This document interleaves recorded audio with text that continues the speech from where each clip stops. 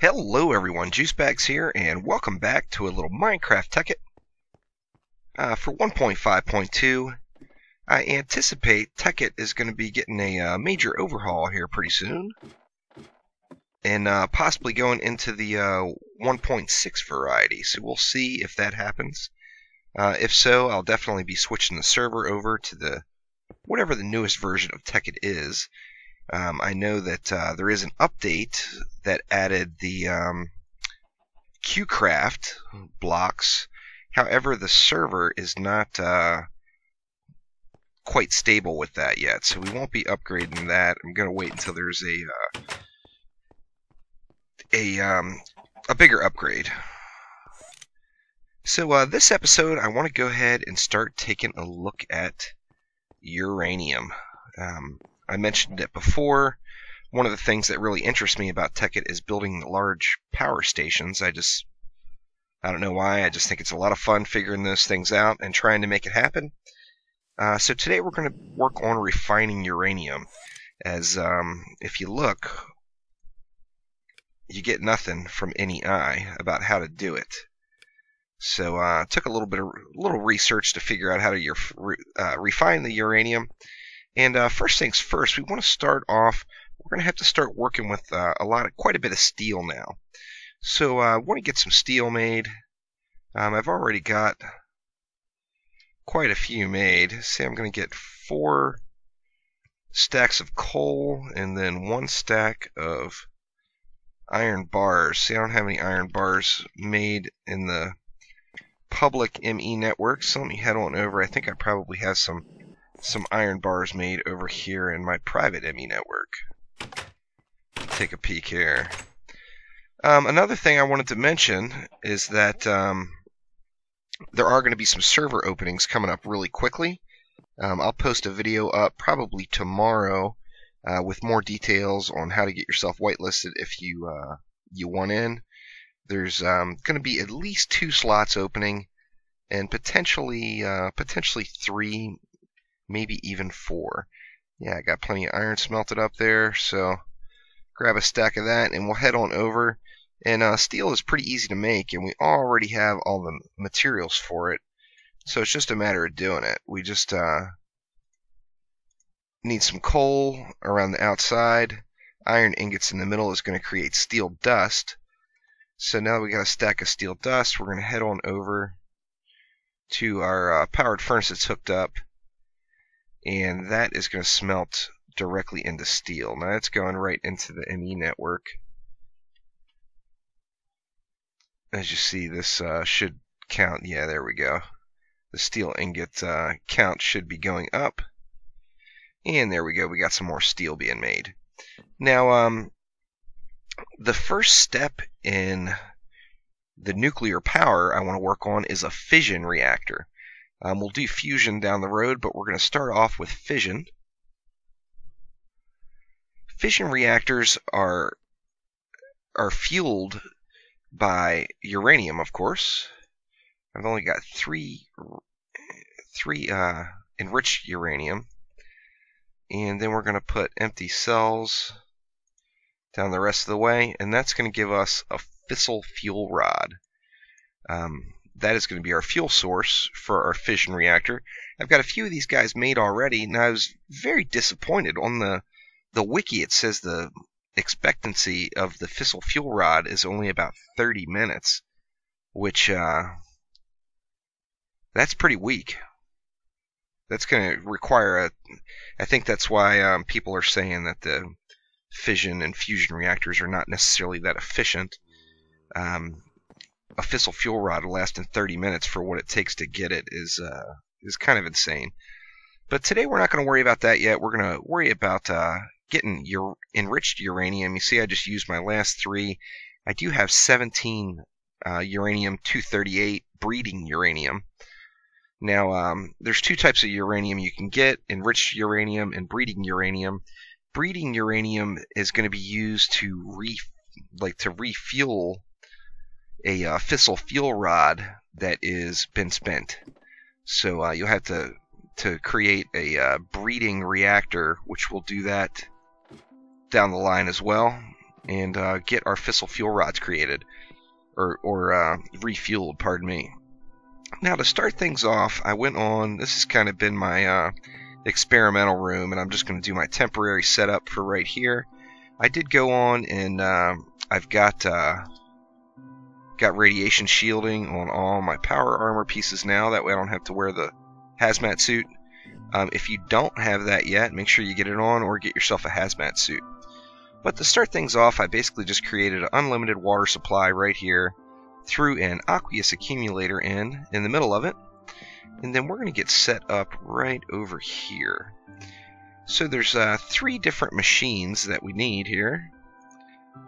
Let's see, we're going to be using a centrifuge. The centrifuge is basically going to be what actually enriches the uranium and turns it into either enriched uranium or breeding uranium. What powers this is uranium hexafluoride, or not what powers it, but the materials needed to enrich the uranium is uranium hexafluoride. Now, uranium hexafluoride is going to be made using a different machine. First things first, let me show you how to make the centrifuge here. As I mentioned, you're going to have to start working with steel. We've got 2 steel plates, 4 bronze ingots in the corner, 2 pistons, and then an advanced circuit. The advanced circuit, of course, is just 3 redstone on the top, 3 on the bottom, a diamond in the middle, and 2 basic circuits, which the basic circuits are pretty easy to make. So all this stuff is real easy to obtain. Go ahead and slap that bad boy down. Now, we know that we're going to need uranium hexafluoride. You can't take your uranium ore and put it directly in anywhere, as it won't do anything. So to create uranium hexafluoride, we need a nuclear boiler. A nuclear boiler is going to be made with 4 steel plates, 1 piston, 2 furnaces on each side, a bucket in the middle. That's going to give you your nuclear boiler. Now you want to put the nuclear boiler directly next to your centrifuge, as your nuclear boiler will output the uranium hexafluoride, and if it's right next door, it'll go right into the centrifuge automatically. Now you can take your uranium and put it directly into your nuclear boiler. Whoop. Actually, you can. I thought you could. I thought you could just boil up the uranium directly. Nope, it doesn't have power yet. Derp. Let me get a little power going here. See, we need power to both of these machines. See, so if we put uranium directly in, still not doing anything. I could have swore you could throw it right in. Apparently not. So we're going to go ahead and worry about our 3rd machine. Now, our 3rd machine is going to create yellow cake. Yellow cake you can put directly in. Let's see. Oh, we don't have any water going to it yet. That's why. Let me go ahead and get my water situation squared away. That's why I put in the aqueous accumulator here with the unlimited water supply. So let's see. We're going to need water for our next machine as well. So let's go ahead and get the water pumping over to these guys. It goes through quite a bit of water. That's why I went on and put this unlimited power supply in with the aqueous accumulator. Yep. And our water should be filling now. There we go.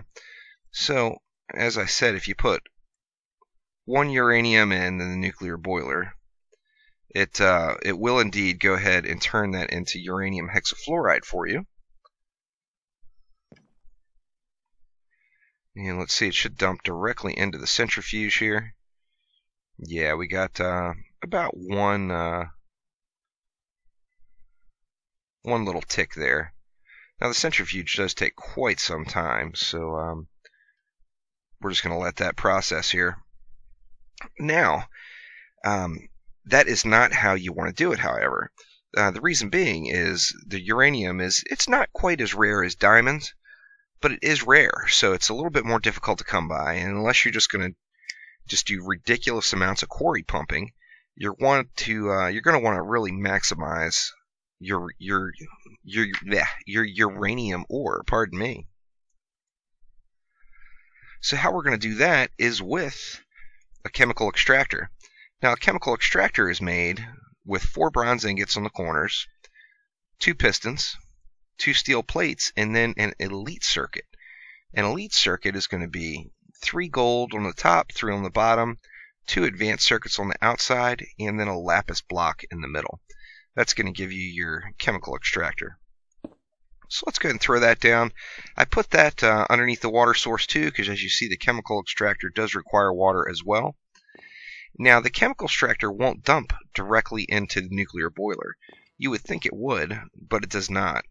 So I went on and I attached a wooden pipe in between the two, and then I'm just going to use a redstone engine, since this is a temporary setup to begin with, to pump my goodies over to the next machine. See, it's just about finished with its first cycle there. And let's see what we get. Now, the enriched uranium and the breeding uranium, it's random. It actually makes more of the breeding than it does the enriched. So it's a toss-up as to what you're going to get. The old RNG is not very kind to me in any game I play. And you see I got another bit of breeding uranium there. Now I'm going to have this set up so that I can just automate it. Currently I've got 53 uranium ore left. Another thing to note to start picking up the uranium, if you haven't already, is you have to go into the server config files for Atomic Science and turn on the uranium spawning. And then you have to go to far away to a chunk that hasn't been loaded yet and mine your uranium there. Now, we're going to go ahead and head on over to the chemical extractor. We're going to throw our uranium ore into it. We're going to need to give it a little bit of juice. Let's see, I didn't, there we go. Just connect these bad boys up right here. And then now we see the chemical extractor is going as well. Now the chemical extractor will pump through pretty quick, and it is going to create yellow cake. The yellow cake, in turn, is going to go directly over into our nuclear boiler. So let's see, it's not heading over. I think I may need to change direction on this wooden pipe. Let's see. And now the yellow cake is being pumped out, as you see it going through the pipe. Now, what this is going to do is although it's not quite as efficient as like using a pulverizer on your other ore, it's basically the same process. You're breaking it down first. You're going to get a little bit more yellow cake, which in turn is going to give you a little bit more uranium hexafluoride per the amount of ore that you have. You see we got another breeding uranium there. That's no good. Yeah, we see the yellow cake the yellow cake's really starting to stack up there.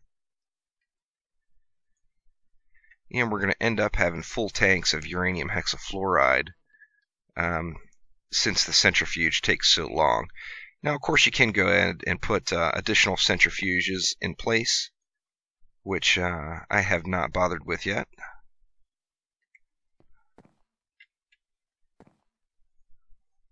Oh yeah, we are producing. So I'm hoping to get some enriched uranium before this video is over. We'll see here. In fact, I'm just going to go ahead and let that pump and head on over. I haven't really done much work with it yet, but I'm not going to build the fission or fusion reactors right here in my living room. I just don't think that would be very smart. So instead, I'm going to head on over to this desert island over here. And I went on and laid down kind of a pad to start working with. And I'm going to start doing something. This is going to be my nuclear testing facility.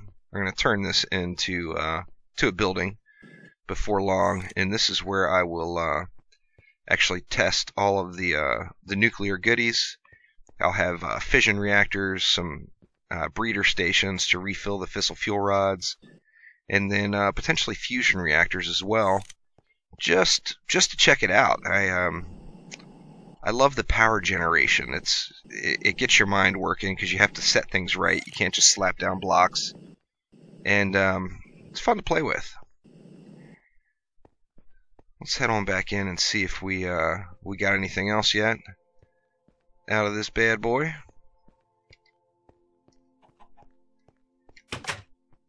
I may want to get multiple.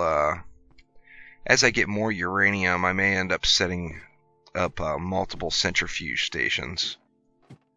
I still haven't turned on my bioreactor. I turned it on in that first episode, but then I disconnected it from the system since our lava issue was not continuing. So I've got a bioreactor, which this is enough energy right here to these six biofuel generators are going to produce enough energy to basically power absolutely anything I would ever dream of powering. However, who doesn't want to play with the nuclear stuff? I mean, it's just fun. So let's take a look over here. Still haven't gotten, you see, we're full on uranium hexafluoride now, or getting full anyway, and it's starting to stack up in the nuclear boiler pretty heavy as well. So this centrifuge really needs to get to work. As I mentioned before, it just goes crazy slow, so we may end up I may end up putting in an additional centrifuge to get this processing quicker. I'm not really sure yet. If this stuff goes through and processes while I'm not online, then of course I'll never have an issue. It'll be all done. Now eventually I would like to put in a uranium enrichment program somewhere that's tied into the ME network, and then once I get some auto-crafting set up, I can have it set to auto-craft fissile fuel rods and feed them directly into